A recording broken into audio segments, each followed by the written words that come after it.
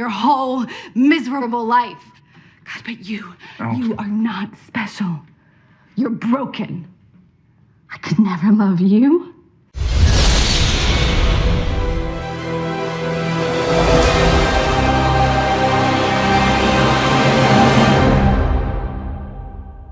You season finale exposes the cold truth about the modern Disney fairy tale.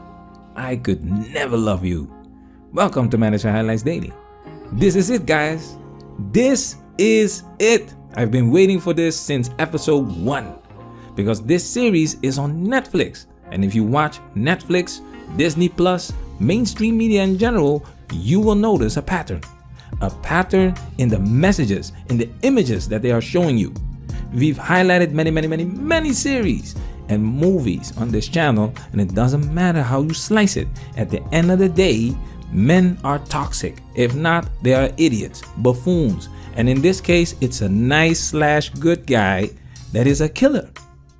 And this plays exactly into the hands of toxic femininity. Check this out. Whenever a man wanted to pick up the tab or pull out the chair or open the door or pick me up or take me to dinner or see me during the day or wait longer than the first date to have sex, I was shocked and suspicious of them. Was he a serial killer? Casual sex is fraught with insecurity and miscommunication. Intimacy and love are punchlines. When a man I slept with had the courtesy to reach out, I mistook relief for happiness, rewiring my brain to be grateful for the bare minimum. The saddest realization is how low I set the bar. There must be something wrong with us men, because if not, women cannot justify the nonsense and foolishness of their actions, of which they are fully aware. They need a scapegoat. They need Prince Charming to be the scapegoat, because they are not worthy. And that's the new age Disney fairy tale. Prince Charming is not good enough. Prince Charming is evil. Tinder swindler. Also on Netflix, by the way. Where are the many documentaries of women scamming men all over the world? Can't do that because most women are scammers. Makeup, weaves, wigs, filters, and what we are going to show you in this video is the biggest scam of all. Blue pillars, get ready. This one is going to hurt. Now before we get into this, YouTube blocks this clip because of the music, so it has no use to freeze it. Patreon supporters, you get the original video, of course, and on YouTube, we will play bits and pieces. But make sure you watch this segment because it's pure gold. Now it's time for us to get into this and do what we gotta do, because we men and we shit. You used to wrap yourself in fairy tales like a blanket, but it was the cold you loved.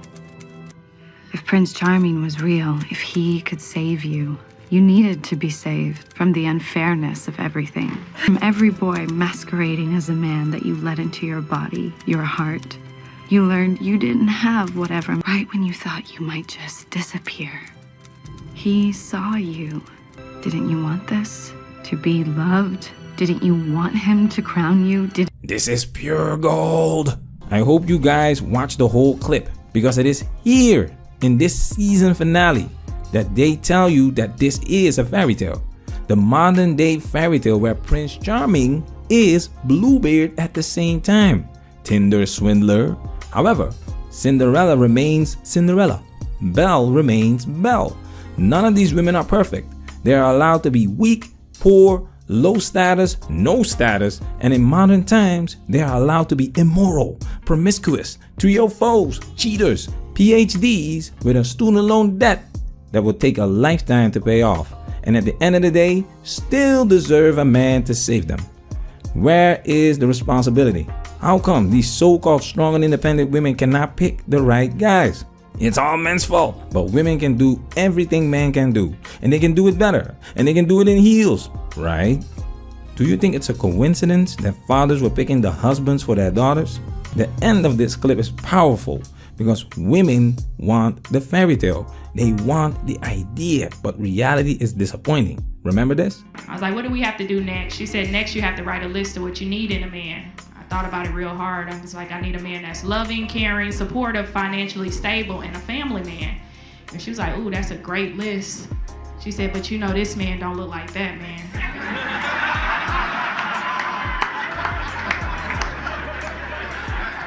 The man you need don't look like the man you want, ladies.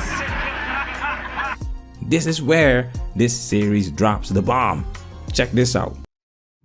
Wait, please. Wait, no, I know you're angry. I know. Oh, you have no idea what I am, you f***ing psychopath. I knew it was too good to be true. What? All the nice things I said to you while I was locked in a cage? You actually believe that all of this is somehow justified. It is. You are insane. You think that you did some bad shit and that I did some bad shit and that this is equivalent? Yeah, I lied. I cheated, but I didn't stalk you. I didn't hit you. I didn't kill people. I didn't do any of this. There's not a line in the world that I wouldn't cross for you. I didn't ask you to swoop in for me. You did. Your life was a mess. Yes, but it was my life. And I didn't need some sociopath on a white horse to clean house. I mean, what gives you the right? You thought that I would be grateful?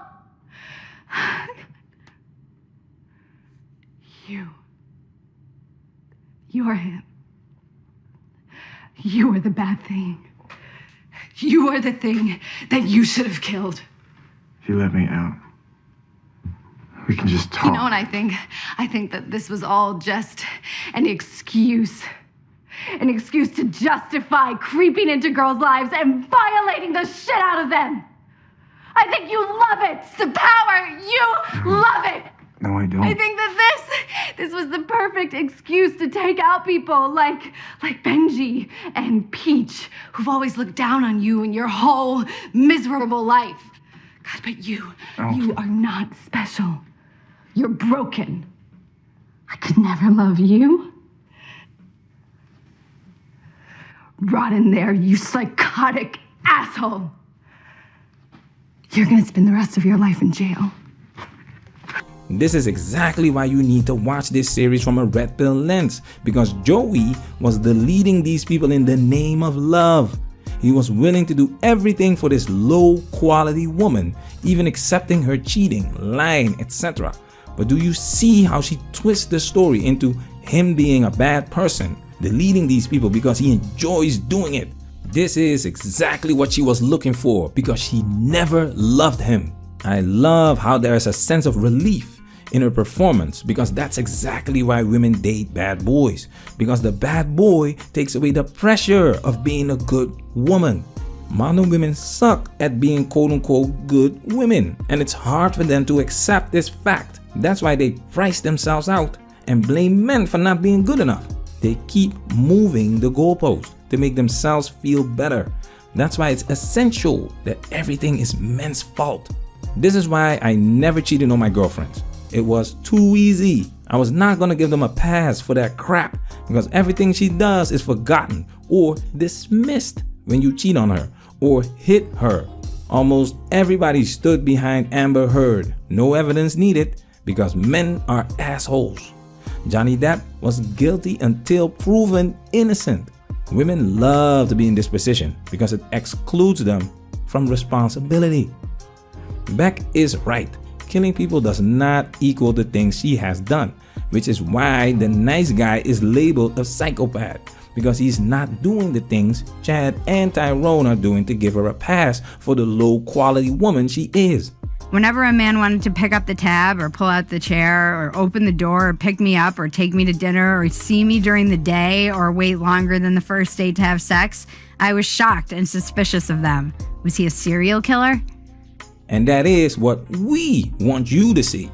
Nobody is forcing these women into doing anything they don't want to do.